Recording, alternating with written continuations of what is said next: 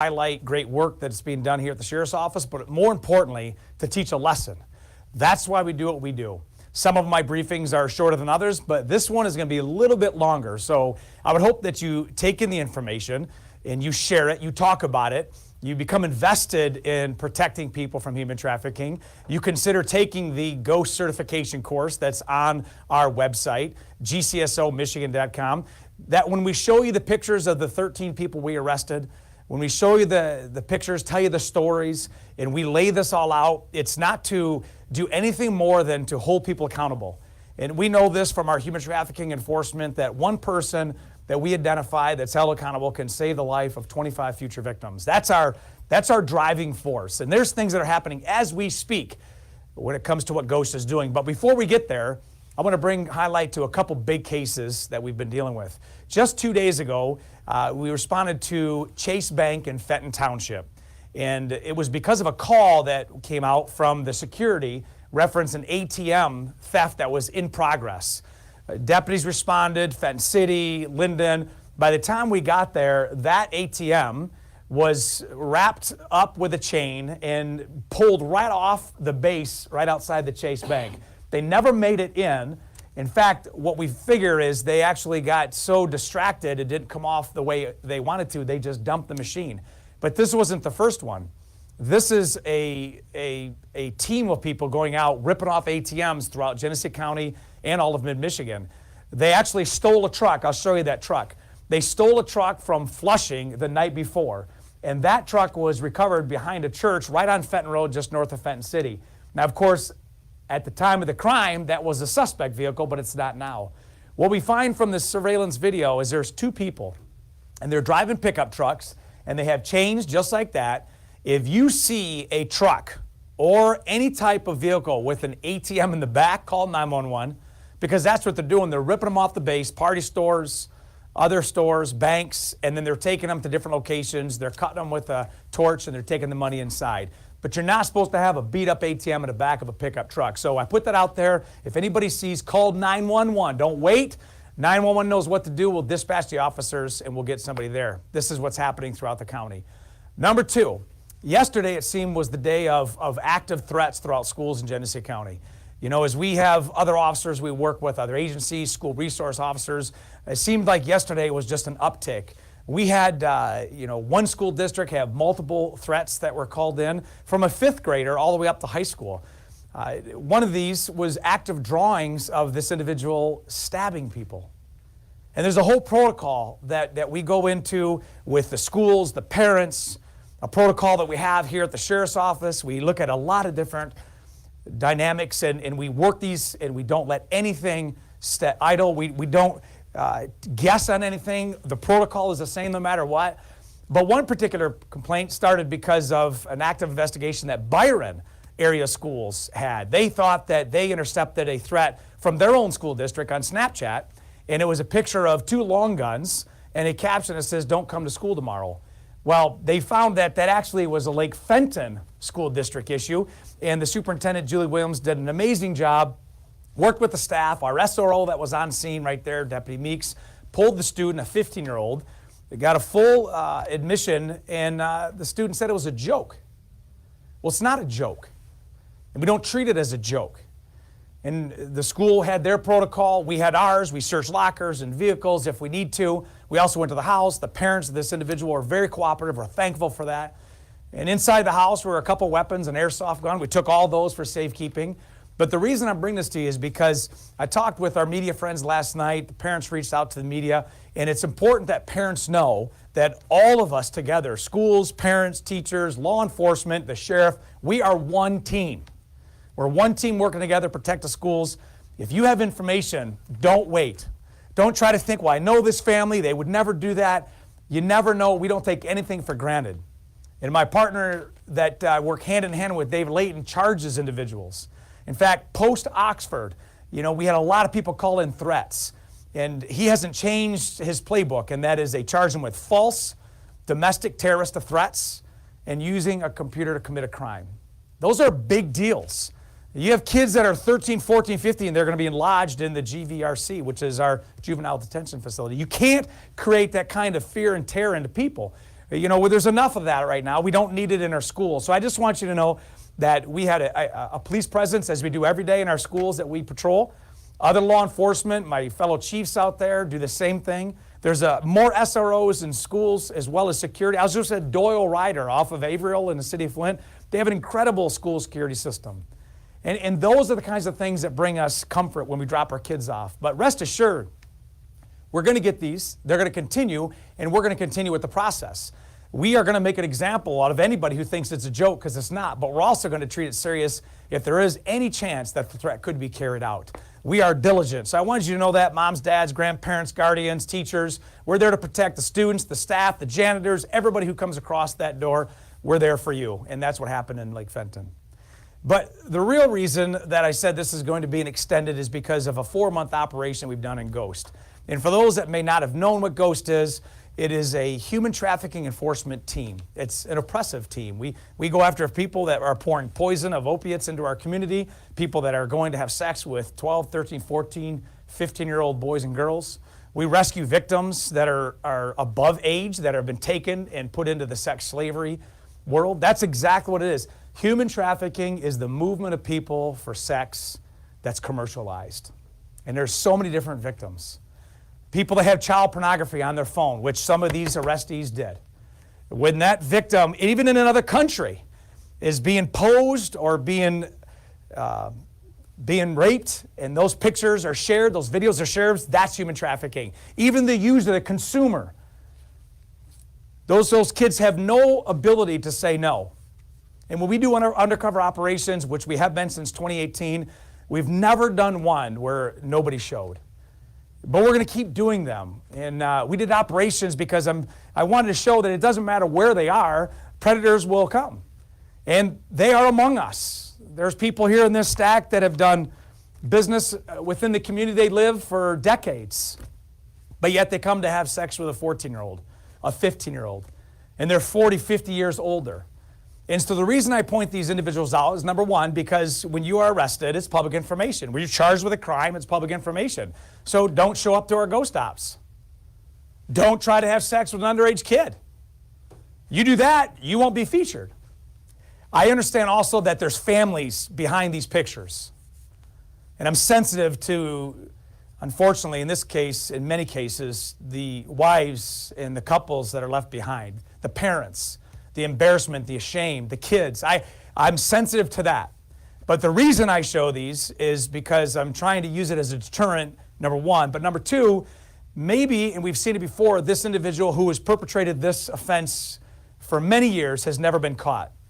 Our stats show that the majority of these individuals we come across, 9 out of 10 of them have never had any police interaction. But yet they've done these things throughout their life, and if a victim out there says, hey, that individual did it to me, they did it 5 years ago, 15 years ago, 5 months ago, and they're able to come forth knowing that they're being held accountable, then we've given that victim a voice, and that's why we're here. Individual number one, Daniel Jackson. From Metamora, works at a tool and die shop, 49 years old. He came to one of our operations. He's been arraigned on his charges. And he wanted to have full sex with a 15-year-old without a condom.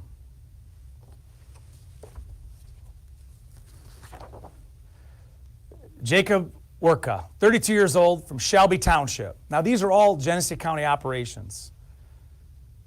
Asked if the 15-year-old decoy wanted to take donations, and asked if they were the police. Still showed up. Cornelius Martin. Works at a parts and delivery organization, 29 years old, out of Grand Blanc. Arranged to have sex with a 15-year-old. And the chat that he used was too crude for me to put out on public. But rest assured that he knew exactly what he was doing. And he came to have sex with this decoy and was vile on the chat. 7, Newman Douglas Payne, 29 years old, out of Burton. Even commented to the decoy, now, I don't want to get in trouble, but showed up to have sex with an underage female. Brandon Fitz out of Waterford, 28 years old, asked what the decoy was wearing, had a fantasy about what the decoy was supposed to wear. I think it's important to know that when we have these individuals show up, they sometimes bring props. And when you look at things behind me, whether they're condoms, whether they're Faygo Rock and Rye Pop, they bring weapons. We're going to get to this police ID. They bring things to facilitate their sexual desires, whether it's lubricant or other sexual fantasy props. This is what they bring. Regardless of what they say in their chat, they bring these props in order for them to carry out their fantasies. It's like David Wagner. David Wagner's 54 years old, out of Lapeer, worked as a factory worker. He arranged to have sex with a 15-year-old female. Jason Dings, out of Lapeer, owns an excavating company. Brought his dump truck to the scene of this operation. And he's the one that brought that rock and rye. So you can't say that they don't know what they're doing and there's no intent. He said in his own chat that he likes younger people. Mr. Singh out of Saginaw is an engineer. And one of the most startling things that was said in his chat is when he was told, I'm only 15, age is just a number. It's not just a number. Robert Gray, he's been on parole for 60 days, came to the operation and told the operators at the time that he has been meeting with over a dozen people since he's been out of prison. 60 days. Anthony Cook, 39 years old, out of Fenton. He's a maintenance worker. He asked the chatter, are you affiliated with the cops? He still came to have sex with an underage kid.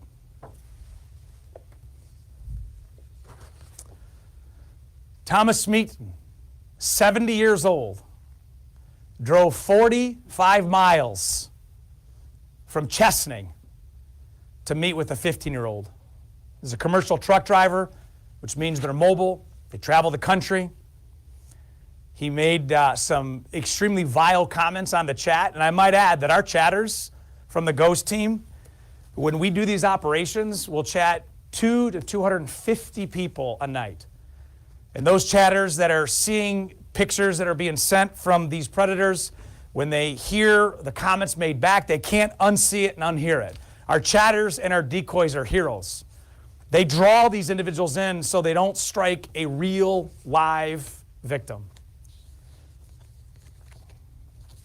We feature these last two, so the names may be familiar, but there's more that's come. And when we feature these individuals, it's because they've had an incredible ability to put themselves in positions of potential future victims. As I said in the beginning, it's not only to hold them accountable, but it's also to give the victims that may have not been able to come forward the courage to say, I trust the sheriff's office, I trust the Ghost, I trust Sheriff Swanson, I want to tell my story. David Dews. David is an individual from Davison area. He had child pornography and baby pornography on his phone. He's got a family. He's got a family I know that's hurting. But I know based on the investigation that we have, that's not his first time.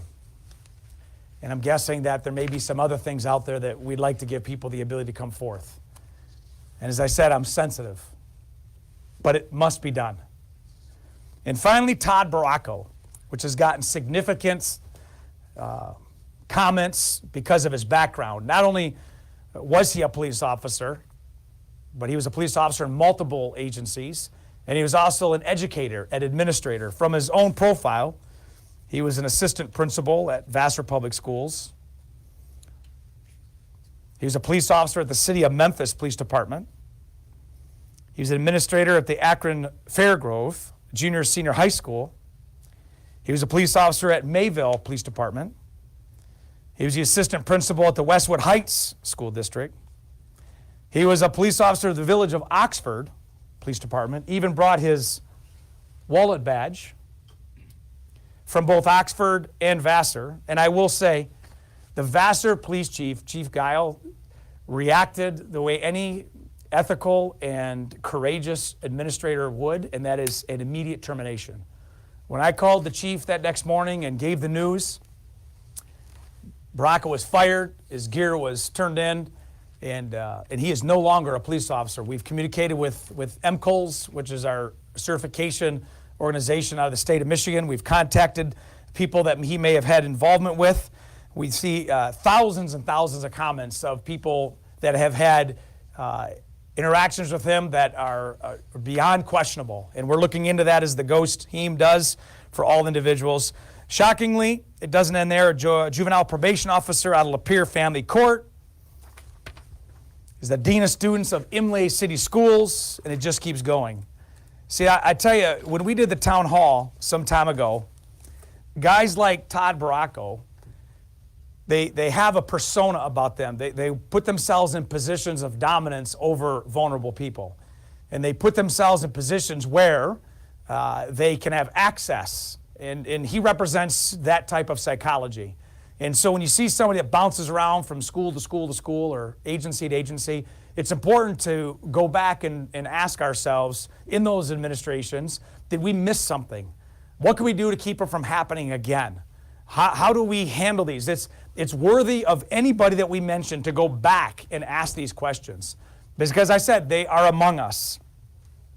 There's a comment that he made when Baracko answered the ad for a 15-year-old male. I might be able to help in that area. I'm discreet. I love casual fun. I'm looking for someone. But the thing that's most shocking is I just can't be caught. LOL. Well, let me just tell you this. Ghost is all over the state, and we're working with agencies across the country. We've been doing this since 2018, and Ghost isn't perfect, but we're really good. And if you come into this community, if you think you're from an out county and we're not watching, it's not the case. For victims that are out there, as I said before, we're going to have your back. We're going to protect you. There's no statute of limitations if you've been a victim. Our partners with Voices for Children will give you, if you're under the age of 18, a very safe place for you to tell your story. Our SANE nurses that are working in Hurley and McLaren and Genesis that dive into statements made by people coming in for treatment, that are able to open up cases, that we're able to hold people accountable. Those things happen every day. We're not going to quit. And as long as predators keep coming to our operations, as long as victims keep coming forward, we have a duty to keep moving. And as long as they bring weapons to scenes and they bring other weapons that could be used to add threat to the people there that they think they're meeting, we're going to keep doing this. And you've been such a huge supporter of Ghost, and I appreciate that from the bottom of my heart, because I know that the members of Ghost and those that have joined with us as Ghost certified civilians, and you may have gotten your certification, you may see that Ghost certification sticker that's got that beautiful branded Ghost emblem that says we're here to protect you. If that's you, you're part of Ghost. Because I've said it before, there shall be no corner of this society where predators roam free without any accountability. And it starts with us, sheriffs and chiefs. So I hope, again, you take this conversation, you use the information, you talk to people that may have been victimized, and you come forth. You can call 911. You can call us direct at our 24/7 number, 810-257-3422. If you send a message, because sometimes we get thousands, I don't want it to get lost, so call the number, and they'll get it to us. If it's not our jurisdiction, we'll work with other sheriffs and other chiefs to get that information. This is a joint effort, and for that, I'm thankful. I'll be back very shortly for another case to really example what Ghost is doing. I'm going to give you some other highlights, but until then, be safe, be vigilant. Thank you for tuning in, and I'll see you next time.